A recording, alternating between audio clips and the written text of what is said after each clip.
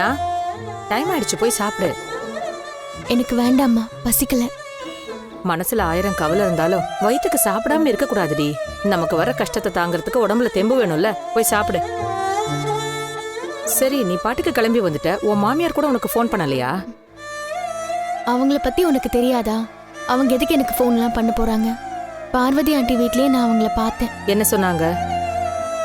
நான் வராம இருக்கிறது அவங்களுக்கு ரொம்ப சந்தோஷம் தானா. எப்படா நான் போவேன்னு பார்த்துட்டு இருந்திருக்காங்க.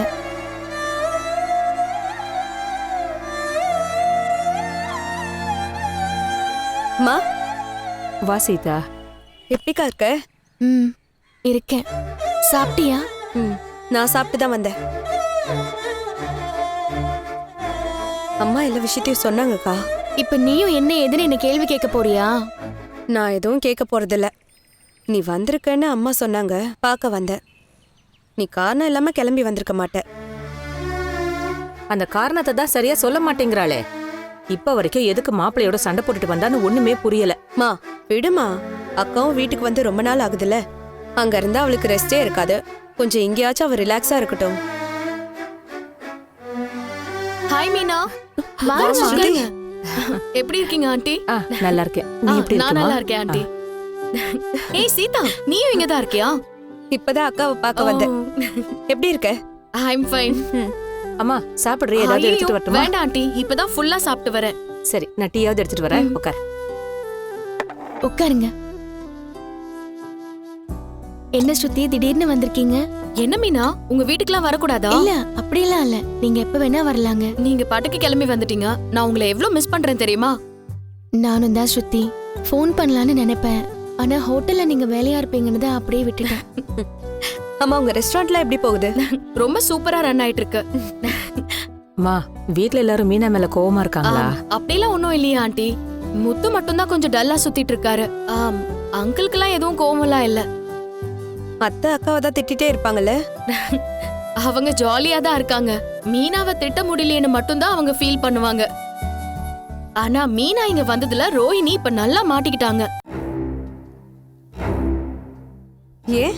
எல்லா வேலையும் அவங்க தானே செய்யறாங்க. அதுவும் குக் பண்றேன்னு ஏதாவது பண்ணி எங்களை டார்ச்சர் பண்ணிட்டு இருக்காங்க. ஏன், அவங்களுக்கு சமைக்க தெரியாதா?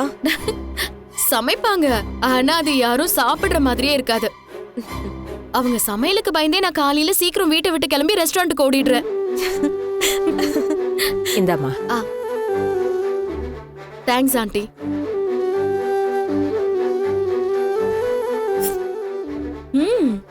சூப்பரா இருக்கு ஆண்டி. மீனாக்கு இந்த குக்கிங் ஸ்கில்ஸ் எல்லாம் உங்ககிட்ட இருந்து தான் வந்திருக்கா? ஆக்சுவலா நான் இங்க வந்தது மீனாவை பார்க்க மட்டும் இல்ல, உங்களையும் பார்க்க தான். என்னையா? ஆமா ஆண்டி. ஆண்டி, இப்பெல்லாம் ஹோட்டல் ஃபுட்ஸை விட ஹோம் ஃபுட் மாதிரி இருக்கிற ஹோட்டல்ஸை தான் கஸ்டமர்ஸ் அதிகமா ப்ரிஃபர் பண்றாங்க. மீனா சொல்லிருக்காங்க அவங்கள விட நீங்க ரொம்ப நல்லா குக் பண்ணுவீங்கன்னு. அதனாலதான் மீனாவை பார்த்துட்டு உங்ககிட்டயும் பேசலான்னு வந்தேன். ஏன், உங்க ரெஸ்டாரண்ட்ல எங்க அம்மாவை செஃபா வர சொல்றீங்களா? ஐயோ, அதெல்லாம் எனக்கு தெரியாதுமா. எனக்கு பூ கட்டுற வேலை இருக்கு. ஆண்டி, டென்ஷன் ஆகாதீங்க. நான் உங்களை எங்கேயுமே வர சொல்ல மாட்டேன். உங்க ரெசிபி எல்லாம் எனக்கு சொல்லி கொடுத்தா மட்டும் போதும். சொல்லி தருவீங்கல்ல? எனக்கு அந்த அளவுக்குலாம் எதுவும் தெரியாதுமா.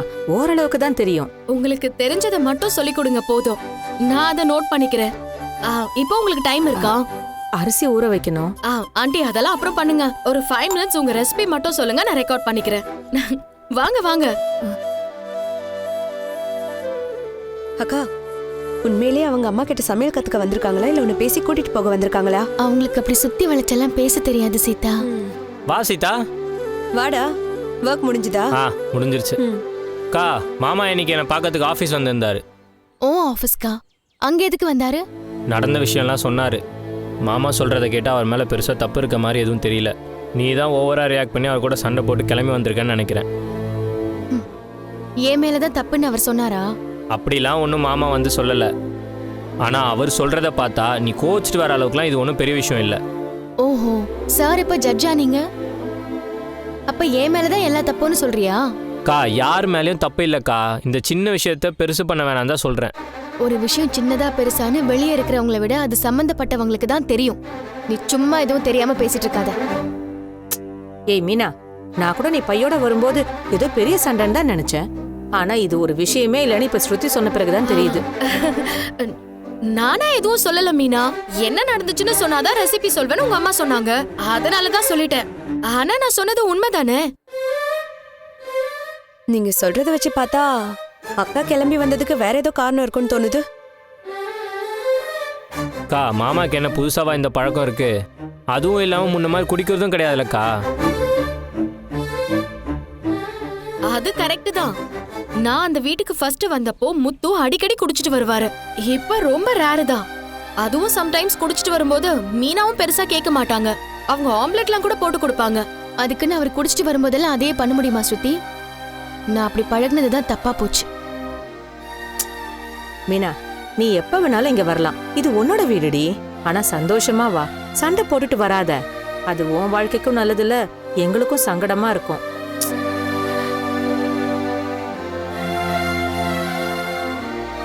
இப்ப என்னமா பிரச்சனை உனக்கு?